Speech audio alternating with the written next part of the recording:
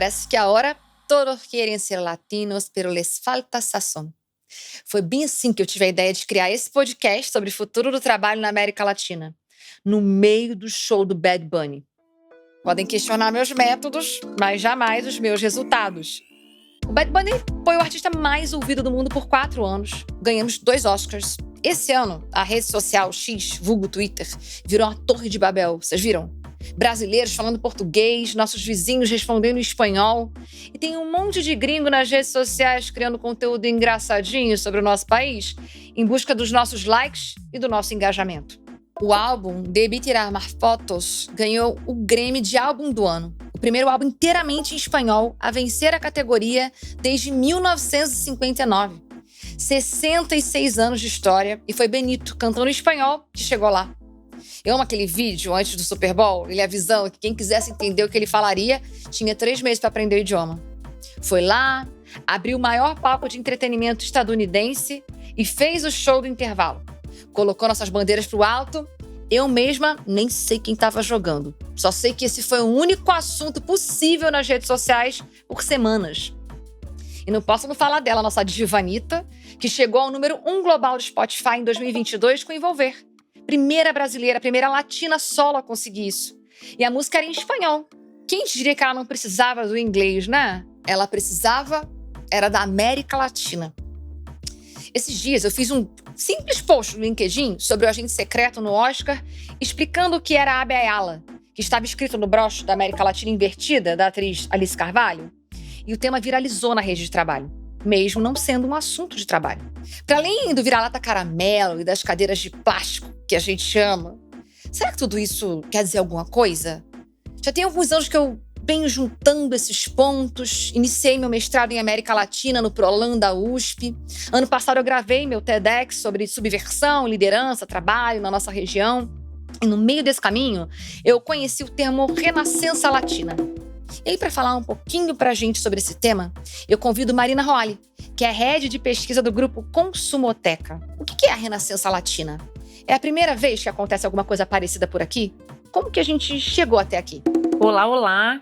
Para este podcast mais subversivo da nossa podosfera. É um prazer estar aqui e tô com a missão de falar desse tema que eu adoro, que é a Renascença Latina, que nada mais é do que esse momento de retomada, de resgate e de consciência da nossa própria latinidade, que está acontecendo na América Latina inteira, mas para o Brasil tem um gostinho especial, considerando que todos os estudos que a gente olha mostram que a gente era o país aqui da América Latina que tinha maior distanciamento desse reconhecimento, dessa autopercepção, muito por conta da gente ser um país continental, ter uma barreira linguística aí, né? Essa ideia de que o latino é alguém que fala espanhol, por conta de tudo que a gente cresceu vendo na indústria americana, que ela é muito responsável por ter cunhado um estereótipo em relação ao que é o latino, né? Então tem sempre aquela ideia de que a América Latina é um lugar da escassez do imigrante, que mostrava lá, né? Que quando aparece na filmografia hollywoodiana tem aquela película amarelada, né? Então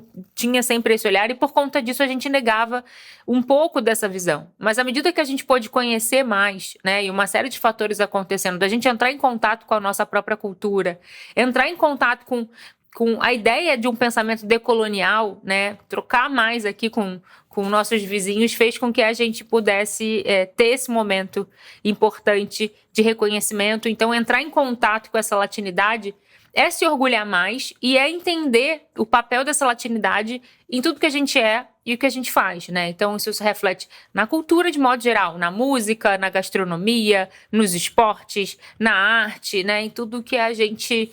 no reconhecimento de pequenos hábitos, onde a gente entende que reconhecer essa latinidade, acho que tem algo que o Canclini traz que é super importante, não necessariamente é assumir uma uniformidade, né? É entender que a gente é uma unidade, apesar da gente ter particularidades, assim, né? Então, essa latinidade, ela tá muito na interação das partes, né, do que no todo, de modo geral. Pensar nesse movimento ao longo da história, eu acho que é importante aqui a gente pontuar que esse reconhecimento de latinidade, ele não é novo, não é agora, desse período histórico. Se a gente pensar década de 70 aí, secos e molhados com sangue latino, assim, né? Tem vários movimentos.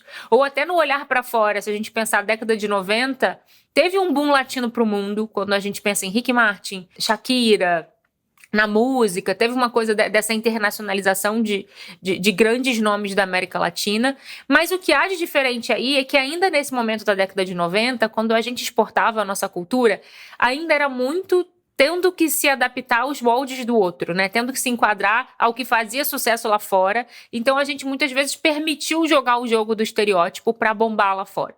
Né? E agora, acho que o que tem de novo é que com tantas ferramentas digitais que permitem que a gente vá lá e conte a nossa versão da história, né? E fala, peraí, olha bem aqui, né? É o nosso POV, é o nosso ponto de vista. Então, essa Renascença Latina, a gente ainda está interessado, de certa forma, na validação do outro. É mentira a gente falar que a gente não quer ainda que o gringo e, sobretudo, as culturas hegemônicas nos reconheçam. A gente vê que isso é uma realidade, mas a gente quer agora que eles nos reconheçam por aquilo que a gente tanto se orgulha e pela nossa autenticidade. Obrigada, Marina. É sempre muito bom aprender com você. Mas talvez cultura ainda soe abstrato para quem está me assistindo agora. Principalmente quando a gente compara com o mundo corporativo, com o futuro do trabalho. Então vamos falar de umas coisas mais concretas. O turismo na América Latina bateu recordes consecutivos nos últimos anos. O Brasil recebeu 9,3 milhões de turistas internacionais em 2025, o maior número da história, e que representou um crescimento de 10 vezes maior que a média mundial. E sabe o que eles vêm buscar? Não é o último lançamento de IA, nem uma super infraestrutura. Eles querem exatamente aquilo que a gente sempre teve em abundância: cultura, música, comida, tudo do nosso jeito. Pensar nisso me lembra uma mentora que sempre me disse que o nosso maior talento é algo tão fácil, tão natural pra gente, que não acreditamos que alguém nos pagaria e nos reconheceria por isso. O nosso soft power virou uma espécie de produto e talvez a gente esteja percebendo aos poucos que disso nós temos estoque. Falando agora de empresas, por exemplo, o Nubank tem 131 milhões de clientes. É o maior banco digital do mundo, segundo o relatório da Tab Insights em 2026. Um banco que nasceu em São Paulo, em 2013, sem agência, sem gerente, sem fila. Hoje é referência global. Somado a isso, em 2025, o Brasil presidiu o BRICS, sediou a cúpula no Rio de Janeiro. O bloco representa cerca de 39% do PIB global e 49% a 57% da população do planeta. São vários fatores que vão se somando e formando um cenário aparentemente favorável para o nosso continente. Para falar um pouco mais sobre desenvolvimento econômico na América Latina e esse momento que nós estamos vivendo, eu convidei o André Galhardo, que é economista-chefe da análise econômica, doutorando também pelo ProLan na USP e professor de economia na Unip. Bom, o termo BRICS, né, o BRICS é acrônimo para um grupo de países ao qual o Brasil está inserido: Brasil, Rússia, Índia e China, posteriormente África do Sul e agora uma coleção de países. Esse termo foi cunhado no começo dos anos 2000, em 2001, por um economista-chefe de um grande banco.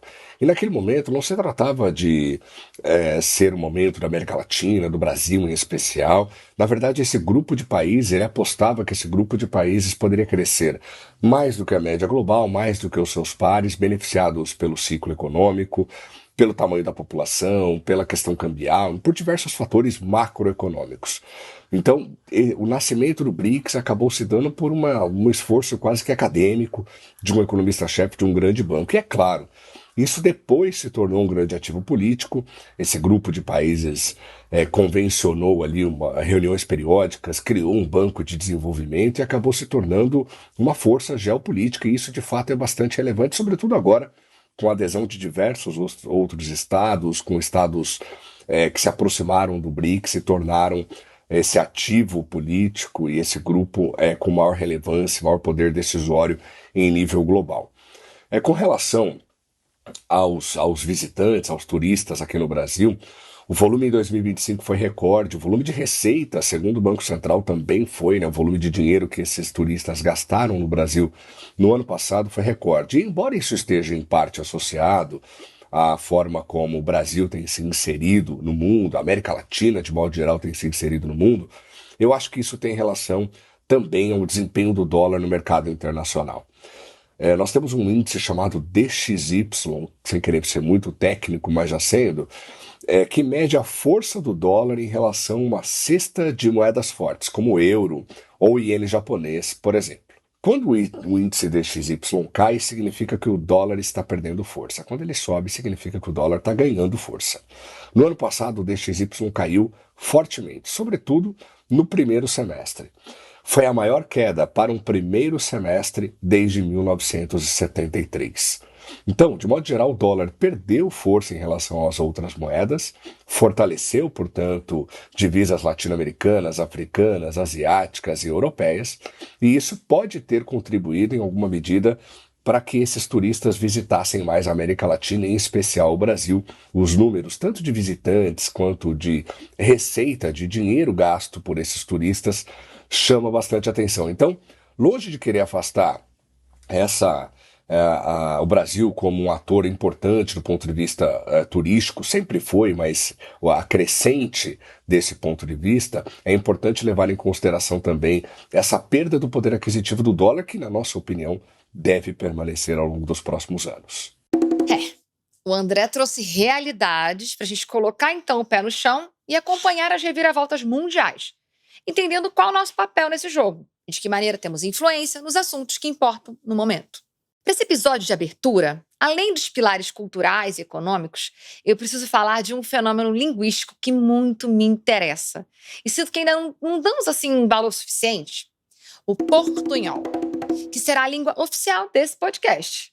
Mas vem comigo que eu vou te explicando no caminho. Na última pesquisa do Duolingo, ao observar a América Latina, eu pude perceber que, apesar do inglês ainda ser o primeiro idioma estudado, o segundo dos brasileiros é o espanhol e dos demais países da América Latina é o português. E eu achei isso fofo demais. A gente está querendo se falar. Existe uma ideia de que foi a barreira do idioma que separou o brasileiro do entendimento que ele também era latino, mas o buraco é um pouquinho mais embaixo. Vamos lá. Eu quero relembrar que a gente tem 2 idiomas que juntos dominam os charts globais, ganham Oscars, movimentam blocos geopolíticos com metade da humanidade dentro. Português e espanhol são juntos a terceira língua mais falada do mundo, ficando atrás apenas do inglês e do mandarim. E mesmo assim, o Brasil e os demais países da América Latina ainda operam como se fossem 2 mercados separados. Vejo pessoas latinas que trabalham juntas e acabam recorrendo ao inglês para conseguir se comunicar. Essa distância tem história, tem um tratado de Tordesilhas que literalmente dividiu o continente em 2 idiomas antes de qualquer um de nós nascer. Tem influências políticas e históricas que cultivaram essa separação, direta ou indiretamente, mas a tal suposta barreira do idioma na prática, eu não acho que existe, já que tantos brasileiros engajam em músicas em inglês há décadas, por exemplo, e o mesmo não acontece com o espanhol. E eu tô querendo provar isso aqui, nesse podcast. De acordo com a Isabela Vilela Cunha, em um artigo para o Memorial da América Latina, pesquisadores apontam que o portunhol funciona há décadas como recurso eficaz de comunicação em cidades fronteiriças. O estigma de não ser oficial o manteve à margem, mas a globalização, a circulação de pessoas e as redes digitais deram um novo fôlego a esse híbrido linguístico, que hoje também ganha espaço na literatura e na reflexão acadêmica. Não por acaso, há um movimento para que seja reconhecido como patrimônio imaterial da Unesco. Ainda no mesmo texto, acadêmicos como a Jorgelina Tadei, docente de espanhol na Universidade Federal de Integração Latino-Americana, a UNILA, lembram que o portunhol não possui uma forma correta de ser falado. Ele se transforma conforme circula, criando portunhóis diferentes ao longo da extensa faixa de fronteira brasileira. Nessa perspectiva, o portunhol é, antes de tudo, a língua das relações, um código de compreensão mútua, forjado nessa convivência. Ao longo da história, os contatos linguísticos sempre geraram novas formas de expressão. O Spanglish, nos Estados Unidos, é um exemplo semelhante. O portunhol segue a mesma lógica. Não nasceu para obedecer regras, mas para aproximar pessoas, e sua existência já não pode ser ignorada, seja na fala cotidiana, seja nas páginas literárias. O curso de letras da Universidade Federal de Santa Maria, inclusive, produziu um dicionário compartilhado de língua de fronteira, com esse foco no portunhol falado na fronteira gaúcha com a Argentina. Em 2022, Jorgelina disse para a UNILA que o volume de pesquisas na academia ainda é tímido porque o portunhol sempre esteve à margem, mas o tema começa a ganhar um pouco mais de visibilidade com a realização de eventos e entrevistas. Ela diz também que se está falando cada vez mais sobre portunhol. Isso faz com que ganhe movimento e tenha cada vez mais pesquisadores interessados. Acho muito bonito que, em dado momento, ela fala que colocar em uma caixa é normatizar, mas o portunhol foi criado para ser livre. Por isso mesmo que eu convidei a Jorgelina para falar mais para a gente sobre esse fenômeno linguístico. Hola, soy Jorgelina, profesora del área de Letras Lingüísticas en la Universidad Federal de Integración Latinoamericana y investigo sobre el portuñol, las lenguas en contacto y escritoras migrantes que escriben entre lenguas. Bueno, el portuñol puede ser visto desde muchas perspectivas y una de ellas desde la intercomprensión, desde esa intercomunicación que intentamos o que nos relaciona a partir del turismo, las relaciones comerciales, las relaciones de negocios, por ejemplo. Me gusta mucho pensar a partir de Darcy Ribeiro, que hace muchísimos años en una conferencia en México, él comenzó hablando y se preguntaba y le preguntaban, ¿qué lengua será la que estoy hablando en este momento? ¿Será españés? ¿Será una mezcla del español con el portugués? ¿O será el portuñol, nuestra lengua del futuro? Entonces considero que el portuñol para las relaciones comerciales, las relaciones del turismo y de negocios es una estrategia, una herramienta también fundamental para pensar América Latina desde una perspectiva glotopolítica y lingüística. A autora Eliana Rosa, em seu artigo Línguas de Fronteira, o desconhecido território das práticas linguísticas nas fronteiras brasileiras, conta que o interesse pelo idioma de fronteira também vem do lado hispanohablante. Ela diz que na fronteira Brasil-Uruguai, a transgressão dos limites ocorreu, sobretudo, para dentro do território uruguaio.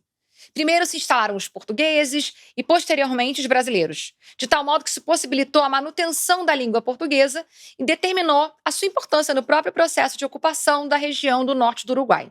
Esse fator histórico despertou um interesse, principalmente de linguistas uruguaios, levando-os a estudar, pesquisar sobre essa existência da língua portuguesa e sua extensão dentro do território uruguaio, a partir ali da década de 50.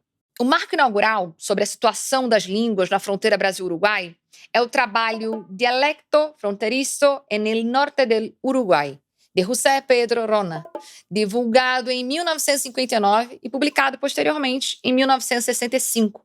A partir desse trabalho de Rona, ao longo de meio século, os estudos sobre a presença da língua portuguesa na zona de fronteira foram tendo mais regularidade e continuaram a focalizar esse dialecto fronteiriço como uma questão fundamental. Eliana, inclusive, faz parte do grupo dos especialistas que está discutindo os parâmetros do programa de escolas interculturais de fronteira. De acordo com o próprio site do governo federal, ela diz que o programa de escolas bilíngues de fronteira visa essa formação continuada de professores que atuam em escolas situadas em zonas de fronteira entre o Brasil e outros países, com esse objetivo de integrar professores e estudantes brasileiros com professores e estudantes dos países vizinhos e ampliar oportunidades de aprendizado de uma segunda língua. Para aprofundar nesse entendimento, eu convidei o Jesus Montoya, poeta, pesquisador venezuelano que vive em Brasil há anos, doutorando em estudos literários na UFSCar, que apresentou em 2025 um livro inteiro feito por poetas venezuelanos no Brasil, escrevendo em portunhol caribenho e também vem a ser meu professor de espanhol. Eu quero que ele compartilhe a experiência dele, a vivência dele com esse tema. Hola, mi nombre es Jesús Montoya, soy venezolano, poeta, traductor e investigador literario y hace exactamente 8 años que hago vida en Brasil. Mi contacto con el portuñol ha tenido gran relevancia en mi vida porque cuando vine al Brasil no sabía absolutamente nada de portugués, así que fue un proceso entenderlo y vivir allí esa interacción de las lenguas. Así que mi proceso con el portuñol ha sido dado por mi experiencia migrante y eso luego pasó a tener una relación más académica en mis investigaciones literarias, en las que pude observar el portuñol desde su proceso de traducción con autores que traducen al portuñol o cuyas obras también están relacionadas en una hechura propiamente con el portuñol como lengua, como es el caso de Douglas Diegues o de Wilson Bueno, de Wilson Alves Becerra o el propio Néstor Perlonger, por colocar algunos ejemplos. Entonces, el portuñol para mí es una realidad del día a día, es un proceso de migración, de cambio, es una borradura de las fronteras, es una manera de entender América Latina desde otro lugar, pero sobre todo como venezolano me toca muchísimo porque pude organizar este hermoso libro que se llama A Língua da Minha Casa, que fue un libro hecho por la editorial Malafina Cartonera de la Universidad de Sao Paulo, y donde habemos poetas de Venezuela que vivimos en Brasil. Y en ese libro hay algunos pasajes, algunos momentos muy interesantes donde esta realidad lingüística aparece, a veces como proceso propiamente del portuñol, o otras veces como una experiencia de vida en el intercambio entre las lenguas. Entonces, un poco esta escritura que se mueve me ha sido particular, y desde ese lugar puedo ver, diría yo, en el eje de la experiencia, del sonido, en el eje de la escritura y en el eje de una realidad masiva que nos convoca hoy a los venezolanos dentro del Brasil como territorio, siendo el mayor grupo de migrantes que estamos acá. Hay un pasaje muy conmovedor de este libro donde Cristina Gutiérrez Leal, la poeta venezolana, poeta y profesora venezolana, menciona que nuestros hijos les tendremos que enseñar español en casa, ¿no? Pero además tendremos que, diría yo, convivir con la realidad de existir entre las dos lenguas, así como nosotros como migrantes existimos con las dos lenguas y vivimos esa bífida forma de expresión y de manera de vernos, ese espejo doble, y de entendernos desde allí. Porque hay cosas en las que me ocurría, ¿no? Una experiencia también con otra persona que está dentro de este libro, que es la poeta Julieta Arela, que es de Mérida, de la misma ciudad donde yo soy, de Venezuela. Julieta, que también es profesora de español aquí en Brasil, como casi todas las personas que estamos en este libro. Y Julieta, ella, cuando la vi, había cosas que nosotros ya no podíamos expresar en español, ¿no? Y que se convirtieron en nuestra realidad, en la lengua, en el portugués. Y al mismo tiempo estábamos allí interactuando siempre, pasándonos entre las dos lenguas para poder entendernos desde ese otro lugar. Así que bueno, es un poco lo que quería compartir. Muchas gracias.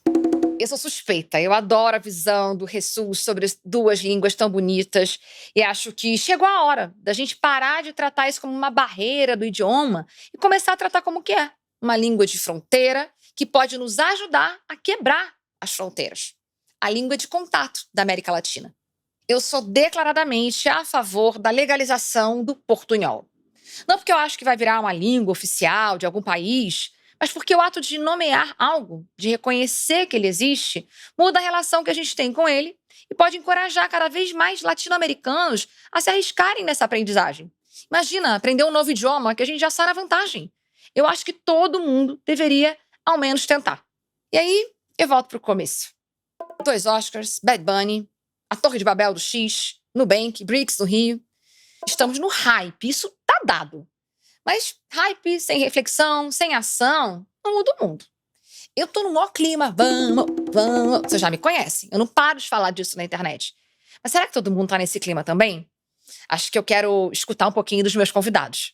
Eu leio por tudo que a gente vê agora. É sim, acho que a gente tem que assumir que a cultura latina tá no hype, não é vergonha pra ninguém, acho que, e todo hype ele é passageiro, mas cabe a nós saber ler esse momento, né, e acho que por isso que é muito importante a gente falar e debater sobre isso, para transformar para ir além do hype. Acho que tem um hype estético, né, que, querendo ou não, as coisas elas vão sendo embaladas para uma cultura do mundo efêmero, mas acho que a gente tem que aproveitar essa vitrine para mostrar que a gente é muito mais que o hype. Eu acho qual é o caminho de fazer isso. Hoje, a gente está encantando o mundo e o mundo consegue ver entregas prontas, né? Eles gostam das nossas músicas, eles gostam do jeito que a gente come, do nosso jeito de fazer moda. O mundo está vendo tudo que a gente entrega, né? Dos nossos filmes, os nossos talentos. Eles já conseguem reconhecer o nosso talento. Mas acho que está na hora da gente aproveitar esse momento para mostrar que isso tudo que a gente entrega está muito relacionado a um jeito de fazer, né? Porque uma coisa é quando o mundo admirava a gente por um lugar, eles são talentosos, mas são exóticos, né? E o exótico num lugar, assim, quase que levava a gente para povos mais primitivos, assim, num sentido pejorativo. E agora tá na hora do mundo olhar pra gente assim, tem um jeito da gente fazer as coisas que é admirável, que não é igual ao hemisfério norte, mas assim, o hemisfério norte já tá saturado, né? Tá todo mundo produzindo a mesma coisa quando faz do jeito de vocês. E reconhecer certos saberes ancestrais, certas formas de se fazer, que não são daquela lógica tradicional vindo lá de cima, mas que são incríveis, são brilhantes. Então, o nosso jeito de pensar, a nossa criatividade, os festivais de inovação lá fora estão falando de saúde social, as pessoas não se encontram e não se olham. Aqui a gente ainda se olha nos olhos, a gente tem o poder do encontro, a gente tem o poder da conexão. Então, acho que esse é o momento para a gente se apropriar desses skills, como o mercado gosta de chamar, que são muito nossos e que são poderosos e que tem muito a ensinar para o mundo afora. Estamos no hype, isso está dado, mas hype sem consciência é só estatística, eu concordo. Agora dizer, será que agora vai? É uma coisa um pouco delicada, eu vou dizer o porquê. Em 2011 nós tínhamos um cenário político muito agradável, o Brasil se falava muito ao redor do mundo todo, que o Brasil tinha sido o último país a entrar na grave crise do subprime e o primeiro a sair dela. Então a gente tinha um cenário econômico muito benigno, nós tínhamos a expectativa de crescimento constante, tinha propaganda em homenagem ao Brasil, o Corcovado se levantava, tornava uma forma humana ali no Rio de Janeiro, e aí o gigante acordou, havia chegado o nosso momento, o futuro chegou para o país do futuro. E poucos anos depois, em 2015, o Brasil entra numa crise econômica / política que se tornou uma das crises econômicas mais relevantes da nossa história. O PIB brasileiro caiu 3,5% em 2015, mais 3,3% em 2016, e depois, antes da pandemia, teve muita dificuldade para crescer acima de 1%. Então, é importante ter cautela. Eu não quero ser muito técnico, mas de modo geral nós temos vários elementos que diminuem a possibilidade de o Brasil surfar numa onda de crescimento um pouco mais intensa e mais prolongada. A taxa básica de juros do Brasil está no lugar errado, nós temos uma polarização política muito forte e nós nos inserimos nas cadeias globais de valor de forma subalterna. Então, tudo isso cria uma dinâmica que pode beneficiar o Brasil quando todos os países crescem, como aconteceu na primeira década deste século, mas podem e continuam expondo, como a nossa história foi sempre marcada por isso, continuam expondo o Brasil a choques internacionais de forma muito intensa, muito relevante. Então, nós temos todas as condições para ser, de fato, o país do futuro. A economia verde, essa transição energética e o advento da tecnologia, do uso de minerais críticos, por exemplo, pode colocar o Brasil na rota de um crescimento prolongado e sólido. Mas para que isso aconteça é importante rediscutir algumas questões macroeconômicas e reinserir o Brasil de forma mais inteligente nas cadeias globais de valor. Esse podcast começa aqui. Horas em português, horas em espanhol e no meio do caminho, entre os dois. Porque se a gente quer mesmo trabalhar junto, criar junto, construir uma América Latina, acredito que normalizar essa língua que nos conecta é um grande passo para aproximar a nossa comunicação. Bem-vindos à liderança subversiva e o futuro do trabalho na América Latina.